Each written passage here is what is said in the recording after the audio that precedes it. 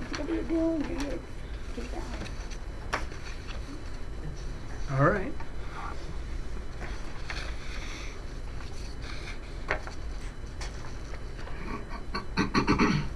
Great. Well, good afternoon and welcome to the meeting, Water and Sewer Board meeting. It's Monday, January 6th and just after 2 o'clock. We open up the meeting to public participation. Peter, if you see anybody that joins us online and wants to weigh in, they can let us know. I don't see anybody from the public here at the Water and Sewer Commission, and we have a quorum, so I think we are ready to rock and roll. The first agenda, or the second behind public participation, is the stormwater moment.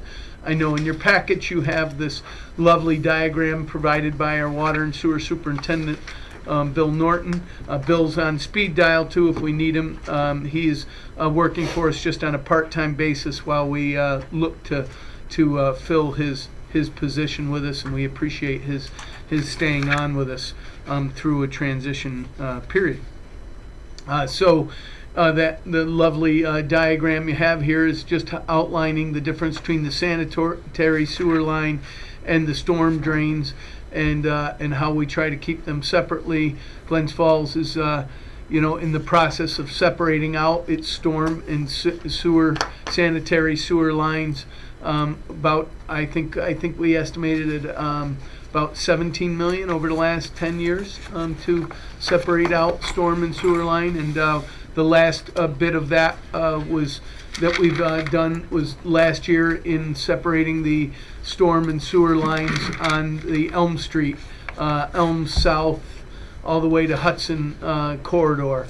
And boy, does that look great in there. And then we chose that opportunity because we had gotten grant money through the downtown revitalization to pay for the new sidewalks and the paving after the separating and the storm water, separation of the storm and sewer water there. So that's great. And one last section of that, will that be done, Jeremy, when after phase 1 or phase 2 of or is that separate work with the phase 2 of the Bonaccio DRI project? The sewer separation work is complete In- up to Pine. Okay. So, there will be additional work. Great. done with Bonaccio. Thank you. Yeah, it's more just the electrical last piece on that for phase 2, some electrical changes, Some but electrical nothing down changes and below. then just some surface amenities, curbs and sidewalks. Great. Okay. So, anybody have any questions about our storm sewer sanitary water moment? Thank you. Next, billing issues. I don't see anybody in front of us with any billing issues. So the next is the short list of resolutions. First in your package, you'll see the minutes from the December 2nd meeting. Are there any questions or amendments that you'd like to make? Yes. Will? On the Cerrone Builders Western Avenue project, you said also Cerrone Builders would be willing to offer a 1-year bond to cover fees with the city. I don't think it was discussed as a 1-year bond, was it? Was it just a bond that was going to be put up at the end of 10 years? I think it's something about 1 year, but Yeah. We always do them 1 year and then they're renewed. yeah, that's what it Okay, was. all right. Yep. Okay. Yep. I should have known you didn't. Well, I would have gotten it You- from somewhere. I don't know. You thought she was Yeah. wrong once, I but thought she I was thought I had you it were right. mistaken, right? We do bonds like that just because if you do them for more than a 5-year period, you have to send them out to referendum. So what typically most municipalities do, and also because interest rates change, is you 1-year bond and then you renew the bond every year. So, where are we with, that might be under new business or down. We should talk about how to move forward. We identified in that meeting several concerns we'd have since they would be out of the thing. A bond would be needed. We also talked about assessing the capacity of that and maybe Queensberry. So how about why don't we plan on putting that on our workshop next on January 21st, just to have a conversation about what next steps might be when before Cerrone comes back and asks us how we're doing on it. Is there anything that you need to, From Cerrone? yeah, or to relay to the board as far as, have you had any contact with No. Queensberry or? No, Okay. nothing. Just one other quick thought that was I was thinking about the other day is, could we have them buy into the system? Could we? Is that the question? Yeah. Yeah. Cerrone? Well, I mean, they'd have to pay a hookup fee and then they'd have to pay charges. I mean, essentially that's what they would be doing, and then we looked at, bonding off whatever their obligations are. But I haven't gotten a proposal or anything from that side, so I don't know. They were going to get information regarding the Hudson Headwaters and Yeah. because Tom Zenner said he had that information and he was going to get it here, but Okay, haven't seen it yet. Okay, so So- that's kind of what we're I waiting didn't know on. that. All right. Yeah. Well, and maybe we can just start exploring what the options would be if they find out. I think that Hudson Headwaters, because there's other history with other people have done this before, right? Yeah, Hudson Right. Headwaters. And so- I can't find anything. Even in I had Jim Yeah. Lepan's old files. I can't find anything about in an agreement. Queensbury. I don't remember anything Okay. coming across here. I think Yeah. And I know it's one of these things that municipalities try not to do because you can really it can be a pain, right? Well, one of the major concerns with outside users is if they don't pay, you can't levy on the tax bill. You have to file a lawsuit and go collect the fees.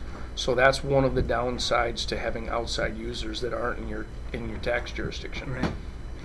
So and it might be worth it if we knew what our options were to call up Queensbury and have them come and see us, right? I mean, these are the options and maybe that conversation is worth at least having, and then if not, let them buy in, right, and make sure we're covered.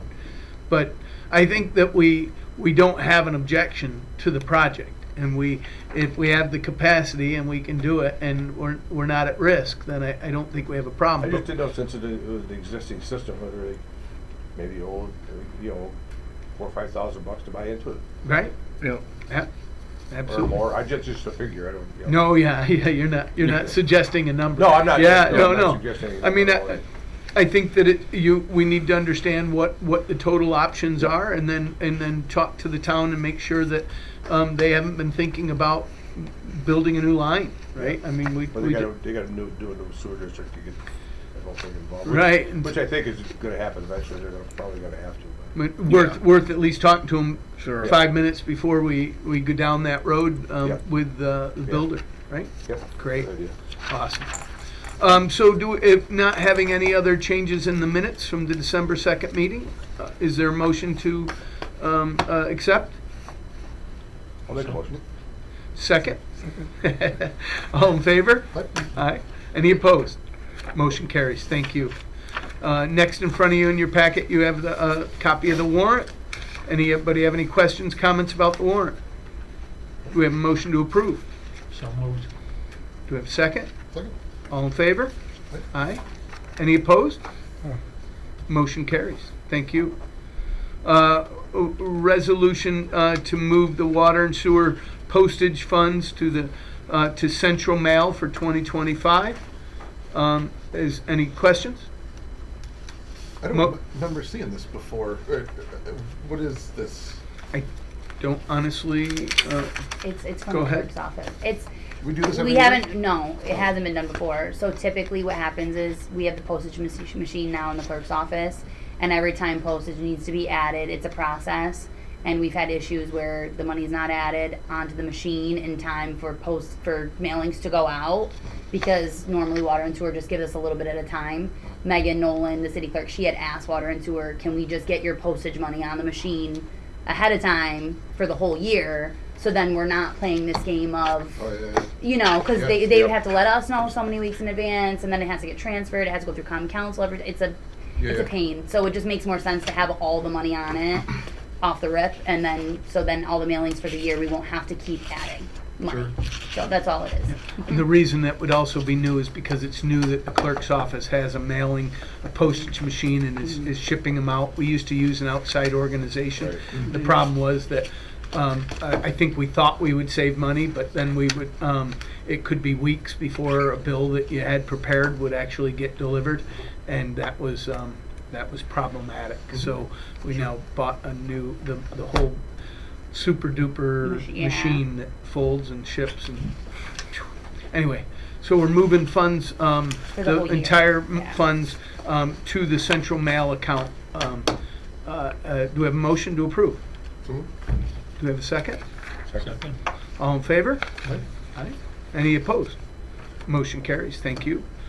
Next is the resolution for the 2025 water and sewer schedule of rates, fees, and charges. Any questions or comments? What was the rate last week, or last year? I do not know. Oh, okay. I would assume that the rate, I know in the budget we passed, the rate was up 5%. Yeah, 5, Yep. 5.5. So I can get the number for you though, if you want, and send it to you. Yeah, I know it's 5%. 5% is whatever it would be. That's showing a 5% increase. Okay. That was passed by both you and the council. Okay? Yeah.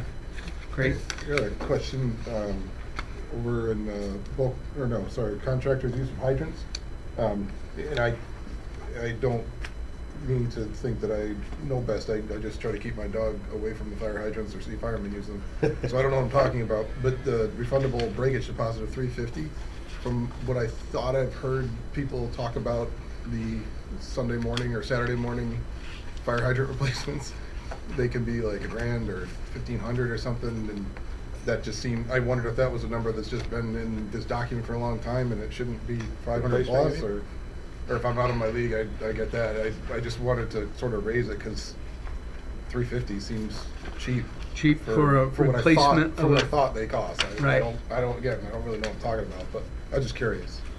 I don't know, but we can put it on the, just for discussion in the next committee and get information for you. Where are you finding that, Chris? In the water and sewer fund It's rate? under contractors use of hydrants, 1, 2, 3, 4, 5, 6 pages down, I believe. Water services is the top left title. You're looking at the top of the page. It's like 2/3 down. In that first part of the stack. Stack. Page 6. Just says the usage fee is $150 per permit and a refundable $350 breakage deposit. Oh, in other words, if somebody stripped it or, Right. you know, if you tried to close it, shut it off and went too far and broke the stem. Yeah, I don't That's know one of what the that only moving costs. parts in a fire hydrant is the stem that turns it on and off. So, Don't know. I guess to your point, Chris, if somebody was to back over one and shear it off, you'd sue them anyway. Right. Very good. Yeah, I got it. I don't know, but we can look at it when we update it. Okay. Sure. And maybe that's more than enough. I Sure. just- But like I said, when you hear about the Saturday morning ones. it's a yeah, or big- Sunday morning, we it's got a a big call with ticket. the water crew to shut the hydrant down. Yeah, it's a lot more than $150. Yeah. Right. We'll and if we do need to make an adjustment, we'll make it and bring it back to you, and we'll adjust it. Okay. Great. Good question. Any other questions about the schedule of rates, fees, and charges? Not. Do we have a motion to pass? Yeah. Do a second? Second by Peter. All in favor? Right. Aye. Thank you. Under discussion, so the current electrical switchgear issues. So it'd be the day, the eve of Christmas Eve, the day before Christmas Eve, 9 o'clock here at the water and sewer treatment plant. I got a call that the electric system was down. Jeremy, you want to give a better view of the overview, and then I know real Chris Miller is the one who can answer the specific questions you have, really knows the details of it, but Yeah, so basically I just try to, in your packet, I think there's a lot of information regarding this topic. And Chris and Jason from operations and maintenance did a great job logging all this, all the events and taking notes. So I'm just gonna take a shot at boiling that all down and getting the Cliff Notes version. For what I assume will be a good discussion thereafter. Yeah, so as the mayor opened with on the morning of December 23rd, 2025, before. Around 9:30, there was an unexpected power interruption here at the plant. Plant staff immediately began to investigate. They concluded that there was an issue with the medium voltage switchgear located at the on-site substation. At that time, as we typically do when we're dealing with more complex components or medium voltage issues, we reached out to one of our trusted contractors that we work with a lot, High Voltage Electric Service. They were called and responded promptly around, I think they arrived here about 11:30 that same day. So from Yelderland, that's really great. I used to use them a lot. Yeah. It's amazing. Yeah, so, after a brief, recon and checking a few things, the contractor, worked on had a few trials, a few workarounds, but eventually had the power reestablished around 1 o'clock that day. What do you do when power's going out? I'm sorry, Peter? What do you do when the power goes out? Hold your breath. Yeah, there's not a lot, not a lot, you can do. We're just checking some of the equipment, hooking up some of the mechanicals that we can hook up with some of our generators that Oh, we okay. have. We were just kind of waiting for that that initial assessment, and then we could turn over to Not to interrupt you, Jeremy, but didn't we, and maybe you said this, but we tried to switch once we realized that it wasn't, I think they went out and looked at all the buildings, tried to figure out what might have caused the power to go down. We called National Grid. There was clearly power to the building. So then we tried to switch from the infamous switch, right, the 3 to 8 line, and it melted the entire switch panel. So, so now you got them here by 11. You got the high voltage, and you said you've worked with them before, huh? Oh, God, yeah. Yeah. A lot. So, thank God, right? Yeah. Thank God that Chris and his team knew who to call, and so we got them here. We got the electric back up and running. And go ahead, Yep. Jeremy. Yep, so once power was restored, we had some discussions with High Voltage, the contractor, and it was apparent that the methods used to restore power were suspect.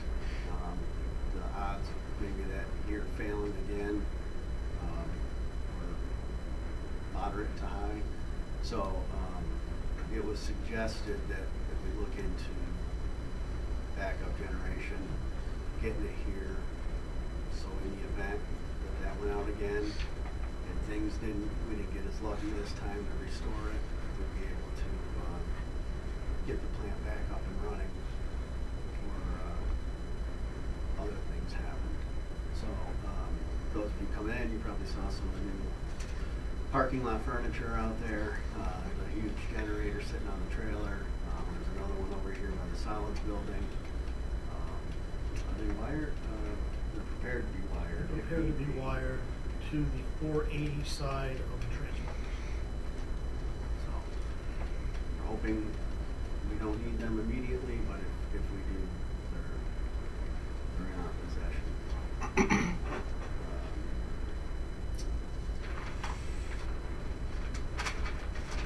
Let's see. Want me to? So basically, we were able to find a new switch. What was the company? Is it same High Voltage? Did they help you find the High Voltage has a switchgear set up similar to ours. It needs to be modified. It's a used like new unit. It had been used for a couple weeks at a prison during a switchover of their electrical system. So they have it on site. They requested us to put a down payment on it, to hold it, because it is a popular item right now. All these wastewater plants have the same setup as we have, with switchgear and everything like that. So we've done that. they need to buy the parts to modify it, which they're doing right now. Estimates beginning of February, middle of February, depending on when they're ready. We will, at that time, bring in an electrical company. We will shut the power off to the plant. We'll probably be down about 2-3 hours. We will connect we come in at 4,160 volts to these small transformers in the buildings. The other side, it goes out at 480, and that's where we run everything on. We will connect to the 480 side, eliminating transformers, and we will run the plant on generator at that time. Plants have run on generators for weeks, so we're not very worried about it. With no unforeseen problems, a week. If they run into some problems, it could go up to 3 weeks. So you're all aware that we've had problems with this switch before, which is why you and the Common Council have approved about $800,000 be spent in 2024 for us to do an entire engineering of our entire electrical system, which is in 87? 1986, 87 electrical system, right? So we knew it was a problem. It's been a problem for 10 years, 12 years? 10 years. 10 years.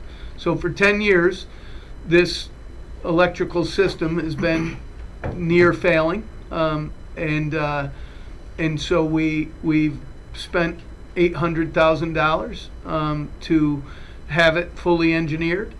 We're not done. We're about 95% done with the engineering of our electrical system. The estimate that we'll get in final writing within the next 30 days, will we, Jeremy? Do you know? Is that a reasonable? Yeah, that's a reasonable.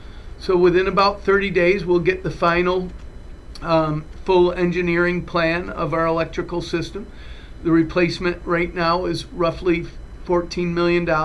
Again, that's what we'll get in that is the best cost estimate of not best cost, but today's finalized number of what we think it will be to replace the entire electrical system here. But meanwhile, we could not wait for that. So that was the first question when this happened. Could we wait, or could we buy a switch that would be fit into the new system of the $14 million system? The answer was no. We couldn't do that. So what we did is we put down a $300,000 deposit on the we've submitted an invoice. I don't want to. We haven't spent anything. We put in an invoice for $300,000 for this switchgear. Okay, and the total cost of the switchgear installed is an estimated $600,000. The total cost of having the generators here, we're running them 1 hour a day is the plan again. And I don't, when I'm saying all this to you, I don't want you to think it's my plan. We've got a hats off to the operator here of this plant and his team, because we had our electrical back up. It was down for about 4.5 hours on one of the coldest days of the year, and we can ask Joanne about that. We were all freezing, and so right, everybody was cold. But the plant, we didn't violate our Speedy's permit, so there was no discharge into the river. Thank God it hadn't to be a snowstorm or a rainstorm at the time, or there certainly would have been it's about as close to emergency as you can get without it violating our permit. So it's amazing that the team has been able to do what they've been able to do. So we know that the $300,000, which is what the invoice that we have is, we are under budget currently as of December 1st. The wastewater treatment plant is about $900,000 under budget, which is good news for us. Okay. We know that with the $300,000 will immediately come out of that.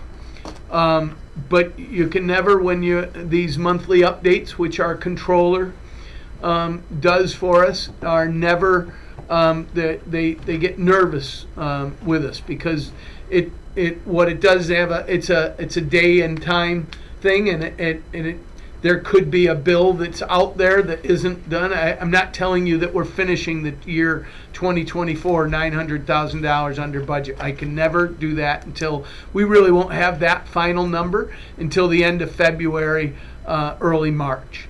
But we do know that we're under budget enough that we pulled enough money out for this $300,000 for the invoice, and we're working on paying it.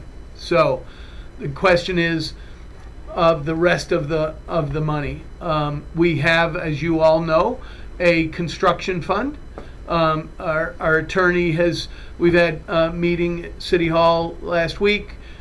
We've assessed that we believe that this remaining, well, anywhere from, could be as little as 550,000, could be as much as 700,000, depending on what Chris said. We're hoping it goes right. If it takes a week, $1 million would be the total between the cost of the switch gear and the installation, and then as you see, the generators, and running those generators on a daily basis, and then running them for the full week while we replace it.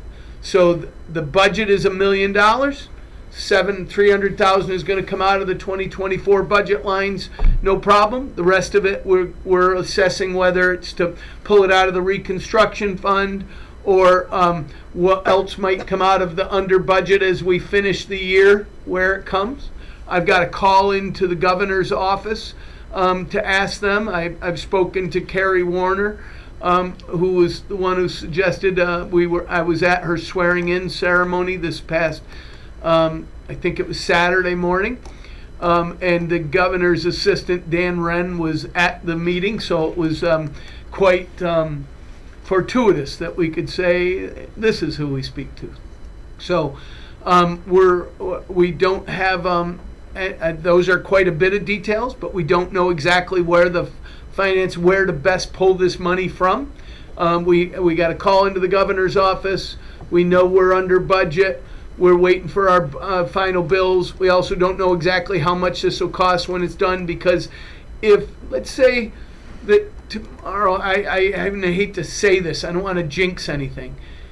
We think that $1 million will be enough, but the electric could fail tomorrow, which would mean that the generators would go on full time tomorrow, and it might cause other problems, which might make that $1 million not enough. So we also know there's a little extra in there that we're in good shape. So that's where we are. I wanted you to know. I'm having Jeremy and Bill come. First of all, before I go any further, any questions about that? I hope I explained it well enough that you got the guy with the least amount of information explaining it to you, and then the two experts here to give you the details. Yes, Peter. It's used switchgear. It's going to fit in with the new stuff. Yes, it's going to fit in the building. They will be taking the end of the building off to haul the switchgear out and put the new switchgear in. It does have a very similar set, so it should fit without a problem. Okay, so you can use it. Yes. Okay. Yeah, it's important. Good question. I kind of asked something similar, like, is this really what we need? Yep, and it was used temporarily in a prison, so it's been sitting there. It's very limitedly used. It's not like we're buying truly a redone transmission. Did that answer your question, Peter? Yes. But it doesn't work with the upgrade. Yeah, it does. It won't work as part of the new system later. I know it does, yeah. But What's killing us is the section that failed is a section that's going to be removed during the upgrade. Yeah. It won't even be there at all. Well, yeah, but You just can't wait months. And remember, we haven't decided about that, which was what I was going to talk about. Yeah. So let's talk about our future in just a moment. yeah, Go ahead. But that's a great question, a great point. But it doesn't mean it's a total sunk cost when the new system comes online. We're in a position, we're getting it out of like almost like a salvage deal, so once we're done with it, there may be some value in I'm salvage sure down Gus the would line. probably take it back for a certain Yeah. amount of money and just have it Yeah. in case it happens again. So, He did have some transformers there, he took them down, rebuilt them, yeah. you know, he's usually got a pretty good supply of switchgear, transformers, or anything somebody would need. Yeah, so we'll stay optimistic we can recoup some of that cost when we're done with it. Fantastic. Any other questions about this? And then I'll go I to had the one, next. but it's gone now. You did. Sorry, if you think of it, interrupt me. I just want to remind you where we were about, I want to say 6 months ago, but it was probably closer to a year. Well, it was over 2 years ago that I asked every department head to send me a wish list because we had ARPA money to spend. We had already spent about $2 million of ARPA money on the Dix Avenue, and the rest of the money as I came into office in 2022 was to be allocated. We had 150 different items that came to me. They came very quickly, and water and sewer alone, we had there was millions and millions of dollars, over I think $80 million worth of that Bill Norton was able to give me really quickly, and that scared the hell out of me. I then I met with the council. We said, look, we want to give some money to our parks. We want to give some money to we needed a new roof, roof repairs at the fire department. We knew technology we needed, and we went through that thing. And we also gave $1 million towards the electrical, the generation. We knew that one of the top was, I think, 4 projects that were the top for the water and sewer department for water needs. And I'll, you know what, at our workshop, I'll renew those. Have Jeremy give you a new set of those so we can talk, and I can remind you and ourselves where we were with those. So electrical was a big piece of that. At that time, so funny, I asked Jeremy and Bill to guesstimate how much the water and sewer, the electrical system would be.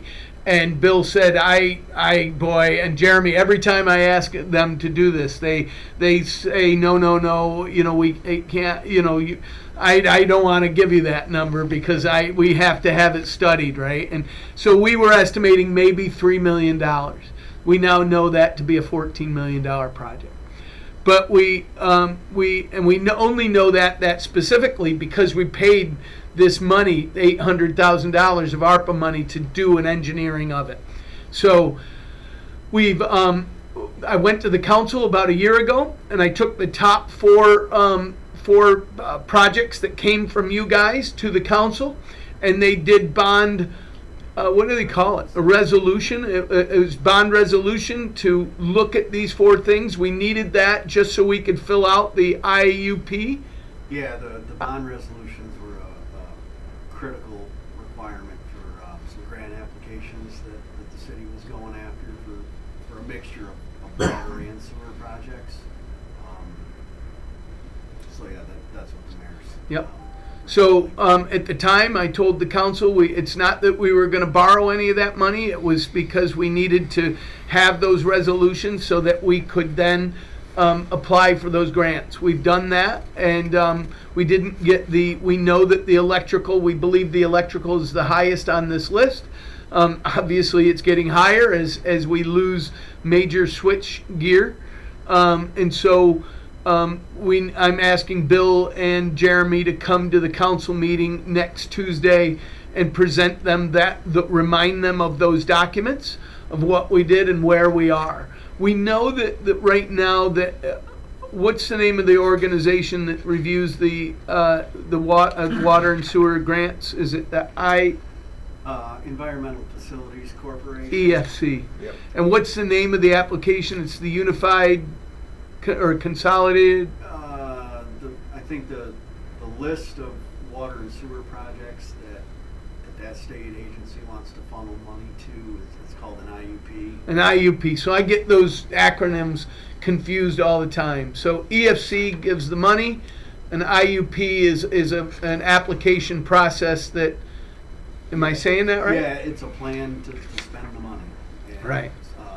It's a very competitive program. Every municipality across New York State has got their hand in the pot trying to get some. Right. That's just that.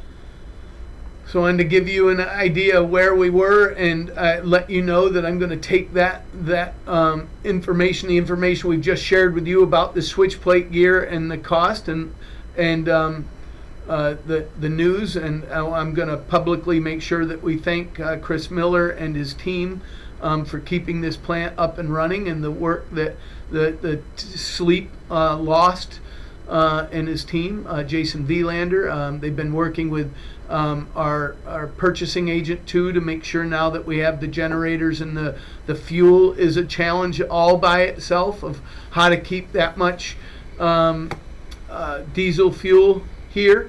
And so that's where we're at. We have a plan. And we know the money's going to come from either what's coming in under budget in the 2024 budget for wastewater treatment plant, what might need to come out of the construction fund and or the fund balance of the water and sewer treatment plant. Okay. But we don't have the details of that because we don't know where we are with the rest of it, and it all hasn't been done yet. Secondly, I'm going to ask them to come to the council and remind them we have a couple bonds that are coming off this in 2025. So I'm going to try to understand that better and have it be part of the conversation for the council, and we should talk about it at our workshop on January 21st. We'll have more information too about that and see. It would seem as though 10 years is long enough to wait, but it's really you'll need to make a recommendation to the council as to what you think, and then the council has really got to be the end sayer because they're the ones who approve all the financial expenditures of the city. And how best to move forward in the bond, and hopefully we'll have some more information from the governor's office too as to whether, because they have a great zero bond. I don't know if they're available now, but in the past EFC has had zero bond options. I would be nice if we could get some emergency money from them. I don't know if this qualifies. I've been told that if there had been a discharge, if there had been an interruption of service, and we declared emergency, that we might be a pot of money made available to us, as the state does. But because we're as good as we are, or they are as good as they are, that it hasn't scored well. Because the EFC doesn't, if we had lead in our water, I'm not saying we don't, but right then those things tend to score very high because we're doing the right thing, and it may not. So I wish I had better news for everybody. But I am appreciative of the fact that you've been running this facility with Bill and Chris and Jeremy and the water team as well.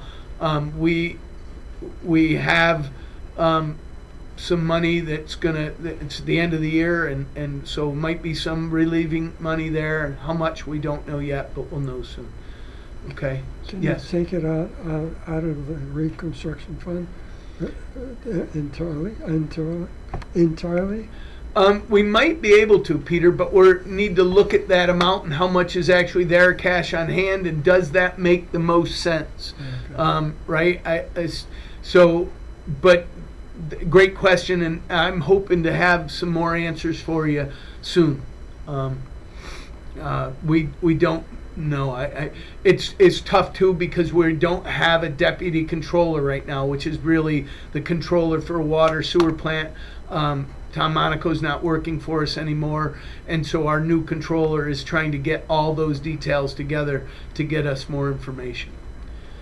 And it doesn't happen that it's help that it's at the end of the year where we're balancing our books too. Yeah. So waiting for all those bills, right? There are a certain amount every year, $800,000 to $1 million worth of water and sewer bills that don't get paid that end up going on to the tax levy.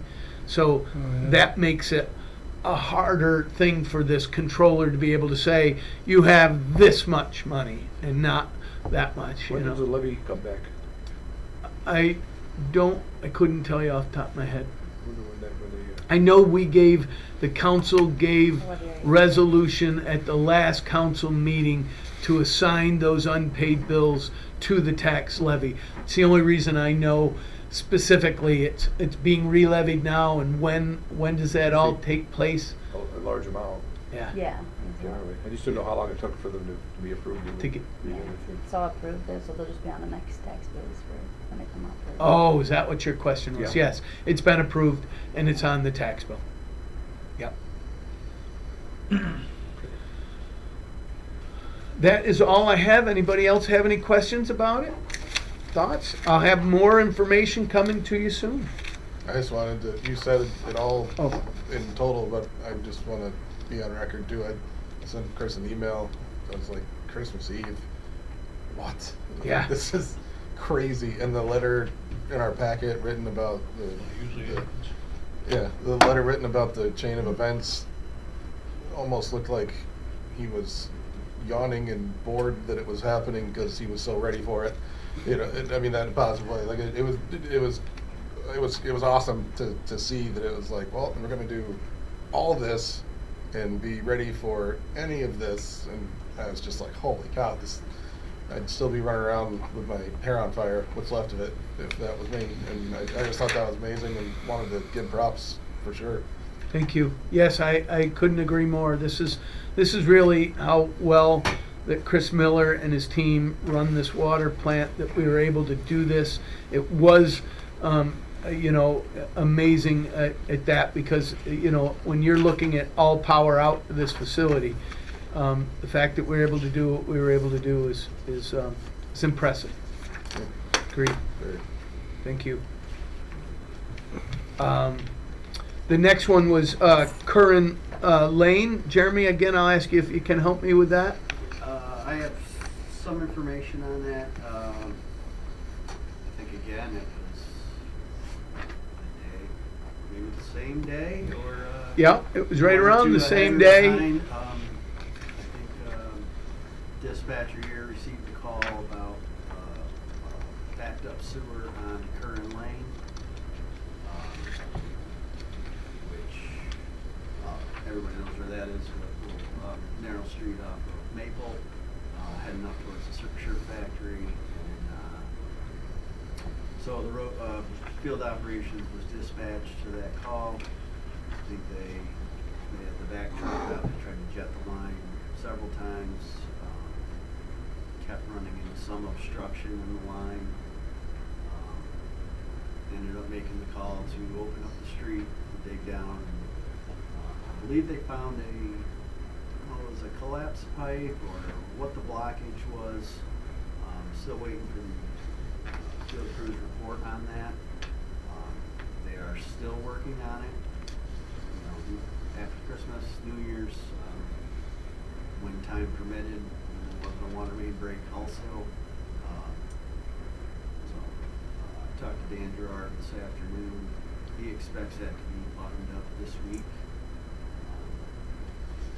And at the conclusion of that, I've asked Dan for a report on what him and his guys found, what they did, and we'll certainly share that when it's available.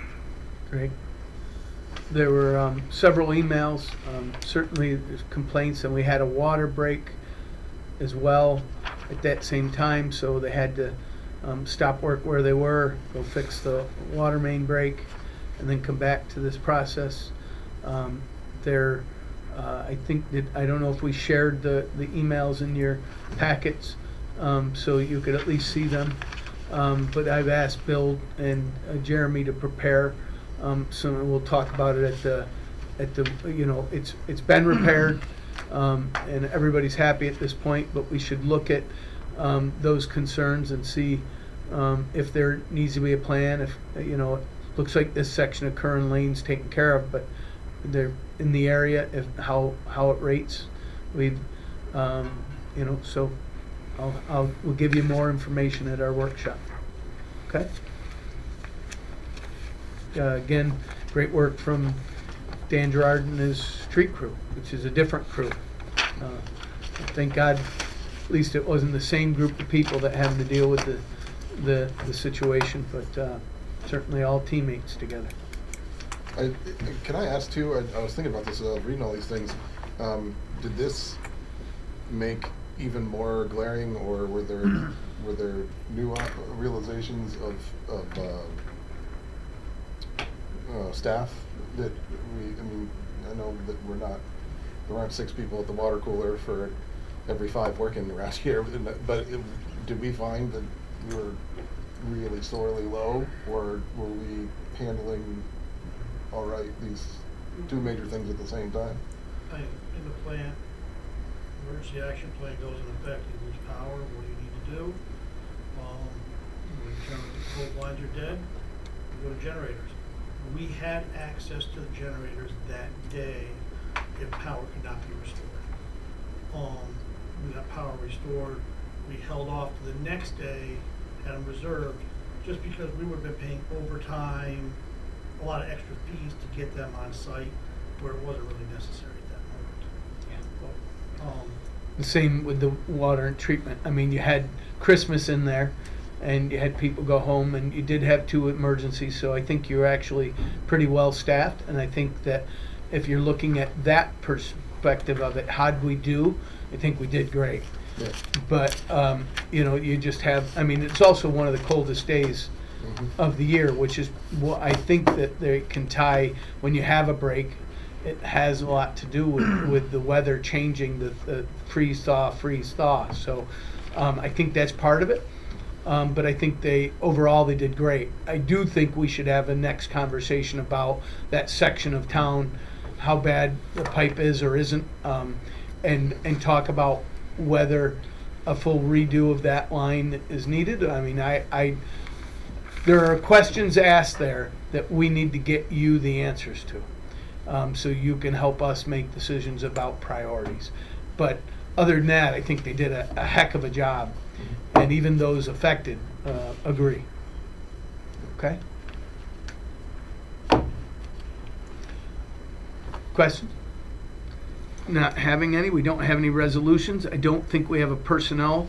I don't believe we need a personnel issues or anything. I don't believe we have a need for executive session. You'll see in your packet the next meeting dates. Tuesday, January 21st is the Water and Sewer Workshop. And then the next meeting of this board is February 23rd, Monday, February 23rd, all at 2 p.m. Monday, February 3rd. February 3rd, sorry. Wow. These are blowing by quickly. Yes, yeah, absolutely. There goes February. Gone. Anyway, any questions, comments? We have a motion to adjourn. So moved. Second. All in favor? Aye. We are adjourned. Thank you very much. Thanks, Emily.